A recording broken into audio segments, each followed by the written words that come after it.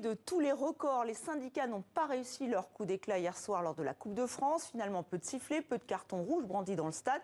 Mais l'intersyndicale compte sur une mobilisation record demain lundi. Le match se poursuit donc entre l'exécutif et les syndicats. Bonsoir Benjamin Morel. Bonsoir. Vous êtes maître de conférence en droit public à l'université Paris 2 Panthéon-Assas et vous nous retrouvez très souvent pour ce dimanche en politique. Alors, je le disais, pas de bronca contre Emmanuel Macron hier soir au stade. Peu de cartons rouges à la 49e minute au Stade de France lors de cette Coupe de France.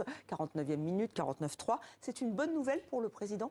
C'est une bonne nouvelle, mais c'est une bonne nouvelle qui est quand même chèrement payée. C'est-à-dire que pour arriver à éviter les sifflets, pour parvenir à éviter les cartons rouges, on a eu un Emmanuel Macron qui a été tout de même très fantomatique lors de ce match. Il n'est évidemment pas descendu sur la pelouse, mais au-delà de ça, il y a des images qui auraient dû être diffusées, notamment de la remise de la coupe, qui n'ont pas été. Donc on voit qu'on a un pouvoir qui veut montrer qu'il n'est pas empêché, avec un président qui veut aller sur le terrain et qui veut assumer un certain nombre de rôles de représentation, comme assister à la finale de la Coupe de France, mais qui en même temps se retrouve face à des difficultés et est contraint de contourner les difficultés, là en l'occurrence en ne montrant pas les images ou pour les casserolades, en ne donnant pas son agenda à l'avance. Oui, alors ses partisans disent qu'il a voulu justement tempérer, apaiser la situation.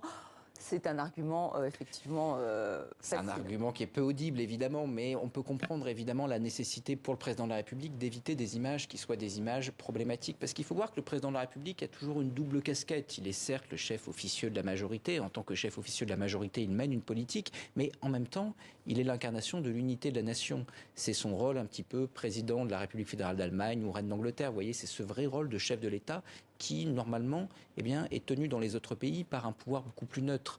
Et si dans ce pouvoir de représentation, il est également empêché, s'il est en difficulté dans ce type d'événement, ça devient très très très compliqué à gérer, d'où la nécessité de tenter d'être là sans forcément être sifflé. Alors on verra comment ça va se poursuivre dans la semaine à venir puisqu'il est censé se rendre dans un lycée pour faire d'autres annonces.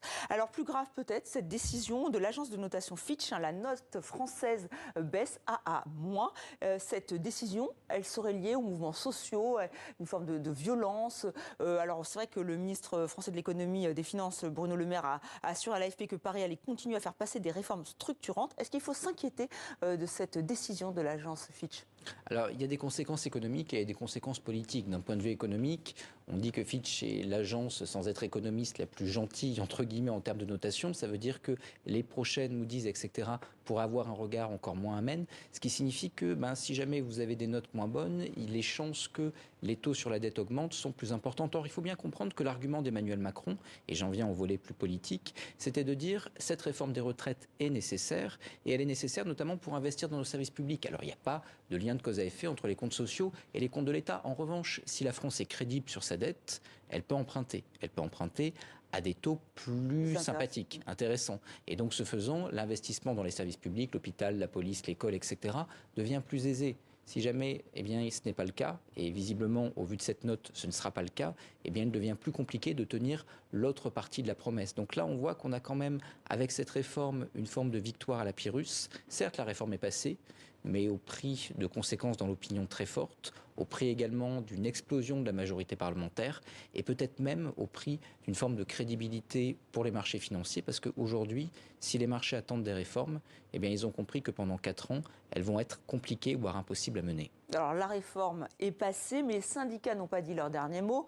Nous sommes à la veille du 1er mai. Alors grosse mobilisation semble-t-il. Le ministère de l'Intérieur annonce entre 80 et 100 000 personnes rien qu'à Paris, donc demain, avec une intersyndicale toujours unie. Alors c'est le baroud d'honneur ou au contraire peut-être un rebond ?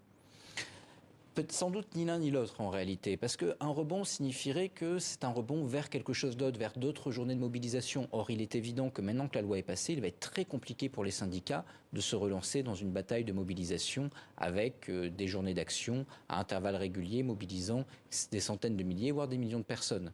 Donc, le 1er mai peut être une bataille et une victoire symbolique, mais probablement pas un rebond à long terme. Et justement, pour la continuation de ce mouvement, c'est pas tant les mobilisations qui vont compter, c'est la mutation des méthodes d'action. Or, on voit qu'aujourd'hui, il y a plusieurs lignes. La CGT, avec les coupures d'électricité, etc., est sur une ligne de renouvellement de l'action, mais qui pose problème du point de vue de la légalité, du point de vue des conséquences. Mais si jamais vous n'êtes pas dans cette perspective-là, comment faire perdurer ce mouvement, comment continuer à mettre en haut de l'agenda la réforme des retraites quand la mobilisation sociale ne peut que être modifiée. C'est l'un des enjeux et c'est l'un des enjeux qui va probablement tirailler dans les prochaines semaines l'intersyndicale. Oui, mais ça peut permettre, si demain il y a une mobilisation très forte, voire historique, comme le souhaitent les syndicats, permettre de peser dans les négociations. Elisabeth Borne, la Première ministre, elle est toujours Première ministre, elle les invite à négocier les syndicats.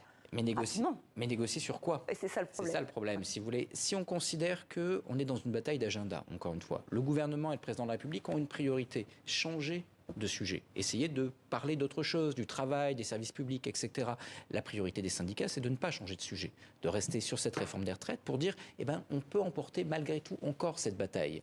Évidemment, si jamais les syndicats sont en position de force pour parler de travail, ça veut dire qu'ils acceptent l'agenda du gouvernement. Donc là également, il va y avoir des tiraillements. Dans quelle mesure, après le 1er mai, une fois peut-être le 3 mai avec le RIP passé, etc., dans quelle mesure les syndicats sont en capacité et ont la volonté de parler d'autre chose, ça sera peut-être le cas de la CFDT, moins de la CGT, ou dans quelle mesure ils veulent malgré tout rester droit dans leurs bottes, on parle que de retraite. Donc pour vous, c'est l'unité de l'intersyndicale qui va se jouer dans les jours qui viennent? C'est probablement l'un des points sur lesquels compte le gouvernement. Si la CFDT commence à vouloir parler travail, si la CFDT se sent suffisamment forte pour avancer ses pions sur d'autres dossiers et décide de mettre au congélateur la réforme des retraites, l'intersyndicale aura probablement à terme vécu. Si jamais en revanche on a des syndicats ragaillardis par un 1er mai, des syndicats qui se sentent assez forts pour continuer à maintenir en haut de l'agenda la réforme des retraites, à ce moment-là, l'intersyndicale tient et pour le gouvernement, ça devient plus compliqué. Il y a quand même aussi une autre date, le 3 mai, le Conseil constitutionnel revient, il se prononce sur la demande de RIP, un référendum d'initiative partagée, une nouvelle mouture. Vu les dernières décisions du Conseil constitutionnel, qu'est-ce qu'on peut en attendre ? Probablement pas grand-chose, pas parce que le Conseil serait politisé, etc., mais tout bêtement parce qu'en réalité, ce référendum d'initiative partagée tel qu'il est rédigé a assez peu de chances d'aboutir. Il y a un article 1er qui est en fait un quasiment copier-coller du RIP du premier RIP sur les retraites du 14 avril. Donc, ce qui était inconstitutionnel hier peut difficilement l'être aujourd'hui, 15 jours plus tard. Et de l'autre côté, on a un article 2 qui fait varier des taux de CSG, variation de taux, dont dans le RIP sur les super-profits au mois d'octobre, le Conseil constitutionnel nous avait dit que ça ne constituait pas non plus une réforme et donc c'était inconstitutionnel.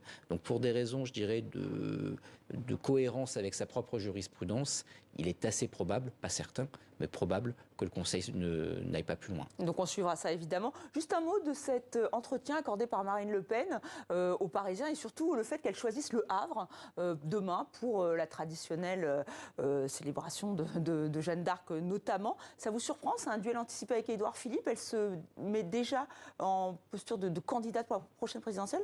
Alors ça permet de faire parler et puis en même temps c'est une ville populaire, etc.